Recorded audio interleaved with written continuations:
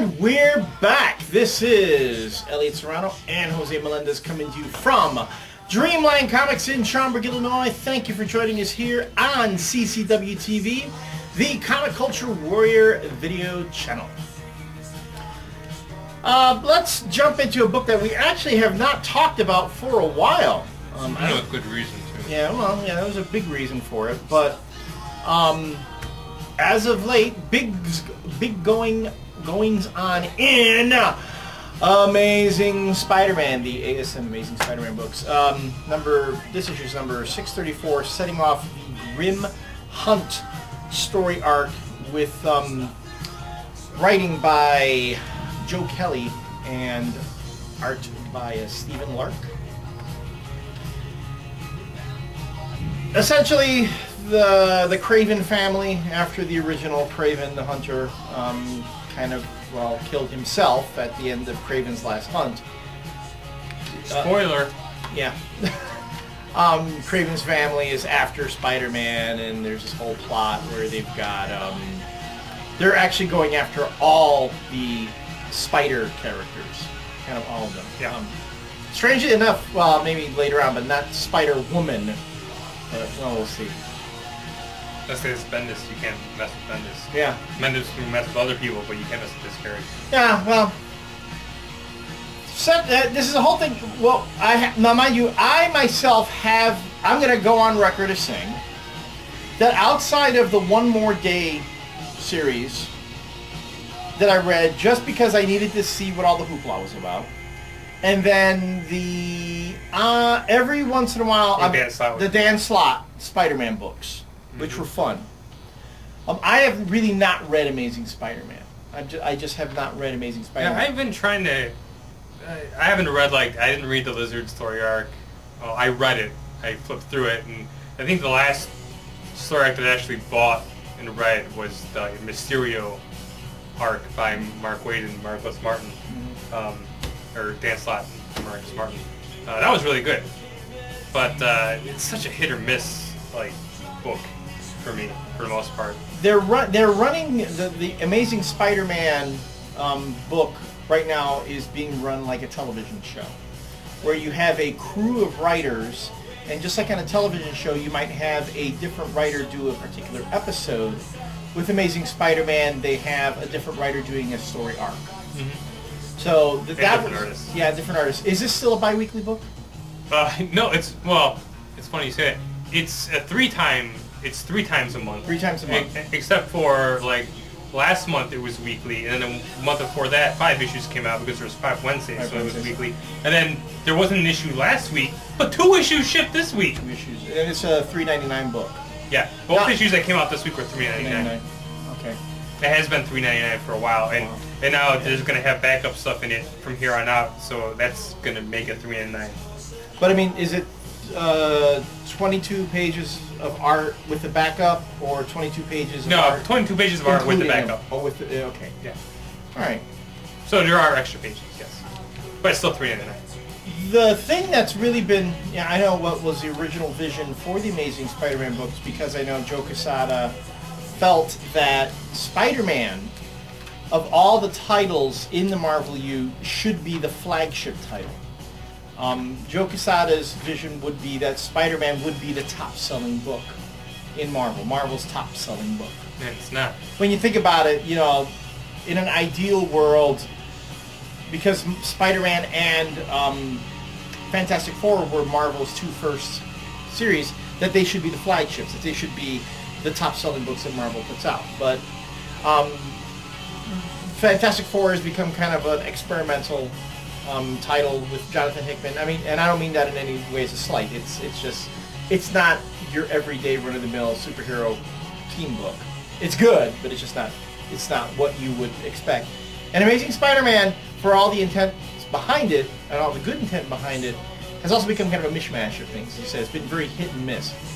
With this particular, the one thing and again, as someone who did not read for a while, what surprised me about this was all this stuff that they pulled in from the J. Michael Straczynski run. Yeah. Which was kind of controversial, quite controversial, derided by many ASM fans. There were a lot of fans who did not like what J. Michael Straczynski. I'll tell you right now, that was the last time I read Spider-Man regularly, was when J. Michael Straczynski was writing the book. I, myself, did not have issues with a lot of the things that he did. I had some issues, but for the most part, I liked the run. And some of the really big things were editorial mandate. Right. He really didn't yank the... I'm talking about like the stuff like again. I know what you're talking about. Yeah, right. The spider totem stuff, which pissed off a lot of folks. Yeah, you know? that was an unneeded story element, but it didn't bother me as much. I was still buying it and reading it, enjoying Spider-Man. So. It was a fun thing. I mean, a lot of folks. I remember when a lot of folks were saying they were pissed off that Straczynski was saying that Spider-Man's powers were really more mystic based or you know whatever bullshit. You didn't see that many people complaining when Frank Miller asserted in his run on Daredevil that Matthew Murdock did not get his powers from the radioactive materials that fell across his face. He was saying that Matthew Murdock always had those powers. That was just something that he always had in him, and that had nothing to do with the radioactive material.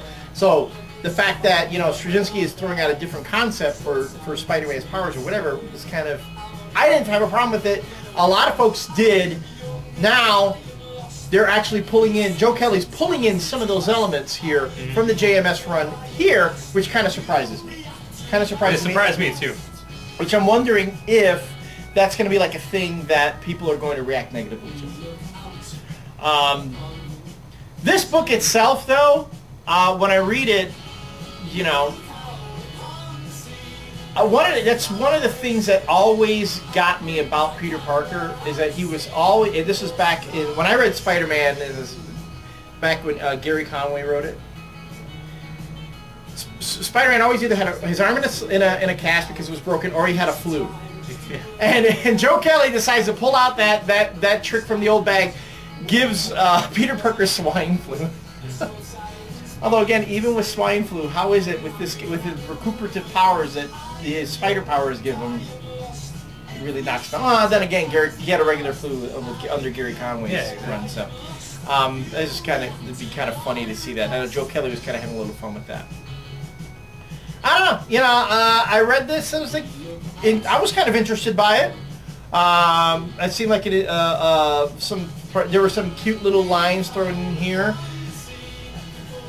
The most action I've seen Spider-Man have in a while.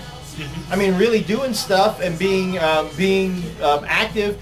Get to see Spider-Man quipping, fighting, being the master of his own destiny, unlike in the other books where you see Spider-Man all the time. And him taking on, obviously, at a disadvantage, taking on the Craven family. If I have any real quip, and it's a minor one, is just kind of the artwork. Pretty solid, still solid, but I don't know if Michael Lark is really the definitive Spider-Man artist. That was your only problem with this issue? Never reading a Spider-Man, haven't read a Spider-Man book in months and months and months, walking into this one and going, you know, it wasn't terrible. I mean, I thought it was okay. Odd Joe Kelly's handle on Spider-Man. Yeah, so I know this is been built up because like the whole reason that the gauntlet has been going on is because the Craven officer behind all that, getting all Spider-Man's old villains together. And this is, I guess, going to be the payoff. So I don't know. Wait, I did have another quip, but go on. Oh, yeah. I figured you would. So most people on here know that the first Superman superhero story that I ever bought and got me into comics was Kraven's Last Hunt. I actually bought those issues on the newsstand as they were coming out, and those were the first superhero comics I ever read, and I've been reading comics since then. So this is supposed to kind of be like a sequel, and I'm kind of glad that, you know, how they're going about it. It's the family is getting together, and they're not like bringing Kraven back. Well, it's not yet anyway. But my number one problem with this book is, and even after seeing Ezekiel in this book, which was fine, and because you see Julia Carpenter and Maddie Franklin, the other Spider-Womans, and Madam Web, it makes more sense now that all those characters are in here because of the totem thing, because it's the hunters versus not all the spiders. Right. But the one thing that I really didn't want to see and really is the fact that they killed, spoiler, that they killed Maddie Franklin. Right. Now this, to me, this is actually like quite tragic in the way that this character has been shit on ever since Bendis fucked her up. Right. Getting back to Bendis. Well, even and there are some lines in this book that kind of Joe Kelly kind of says that about her as a character. That, and she goes, maybe she wasn't the best Spider-Woman out there. Right. You know. So I mean, there's kind of that acknowledgement of it. And I do like that Joe Kelly is writing the scene before she dies. I mean, it's very dramatic. Oh, it's incredibly dramatic. And it's very well written. And it's, you know, I don't want to say this because I don't want to play, but I'm kind of glad this character is dead because this character's just been ruined. But it's one of those things that, you know, just like DC. Oh, well, this character's ruined, like Adam Troy. We don't need him anymore. Yeah. Why don't we just kill him? Yeah. For the sake of killing him. Right. And that's kind of what I felt here. Kind of, because whatever it is that the Kravenovs were trying to summon, I don't know what the deal was with this at the end here, with this wolf thing or werewolf or whatever the fuck it is. But obviously they were trying to raise Kraven himself, and they wanted to see if, you know, a sacrifice from the spider would do it. Obviously then they figure out, well, we need the spider's blood in order for that to happen because it raised something else. So in other words, they need to find the spider that bit Peter Parker? Yeah, and they need to kill him. Get the spider that, because I hear that spider's living the high life right now. But I don't know, it's... I don't know. You're right. It's a tragic scene. I have to say that unlike other scenes... It was handled as best as it could. Yes, exactly. Joe Kelly did a wonderful job of really bringing the tragedy and the heartache to this particular death in this scene, which kind of brings me back to One More Day. And somebody correct me if I'm wrong. Wasn't the whole point of One More Day to kind of wipe away all the dark past stuff and all the stuff about Spider-Man's past, and going back to the light-hearted, kind of fun stories of Spider-Man in the future, right? I mean, going back to the classic stuff of Spider-Man, because this, to me, I'll say it again, I don't see where One More Day needed to take place so that this story could take place. Yeah, and you should have seen the last issue, the last story arc with the lizard. Lizard eats his own kid, you know, and like the wife is dead. I mean, it's like really, it's like where's the fun, light-hearted? You know, they started off that way, yeah, and now, but ever since this Gauntlet story, and I'm not saying that they're bad story decisions, but they're really dark stories, and I'm fine with that. But man, and I know the whole point of this whole fucking bullshit is just to beat down Peter Parker, beat him down, beat him down, right? And so the Kravenovs can come in and finish him off. I understand it, but man, we've been going through this for like 6 months now, right? And during that whole time, we're the Avengers. He's a member of the fucking Avengers right now. He should have some backup. I mean, I got the Kraven guys coming after me. I'm going, oh, hell, hold on. Give me just a moment.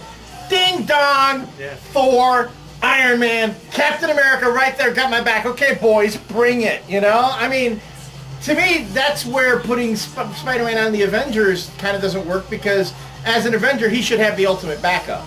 Right. He really should have the ultimate backup. You can't tell stories like this if he's a member of the friggin' Avengers. You can't. Because there's no way you should have beat him down like this. Within the story context, within internal logic of it. Because where are the Avengers during all this? Well, like a couple years from now, they're going to have to, do another, reboot where they wipe away the history that he was an Avenger. So get back to telling stories like this. Yeah, like when they wiped out that he was in the Fantastic Four. Right. And it was alright. I'm going to read it just because it's the sequel to Kraven's Last Hunt, but I'm not really impressed. Sorry. Well, you have J.M. DeMatteis doing the backup story. That was pretty cool. Neat. But I mean, Joe Kelly is, doing the best that he can with it. I can't fault Joe Kelly for that. Well, Joe Kelly actually, he's writing Spider-Man. It's kind of the way I expect Spider-Man to be written, and he's got a solid handle on the characters and the way the story is being written, the execution. Hey, no problem at all. But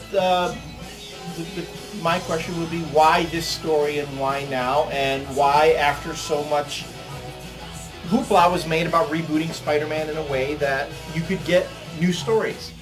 This isn't a new story. No, this is a sequel to an old story. Sequel to an old 25-year-old story. And that's something that you didn't need to go through all this stuff for. But that's an old argument that only nerds like us get into. All right. When we come back, we'll have more to talk about. Might be last rants, not sure. You'll have to join us and see. See you then.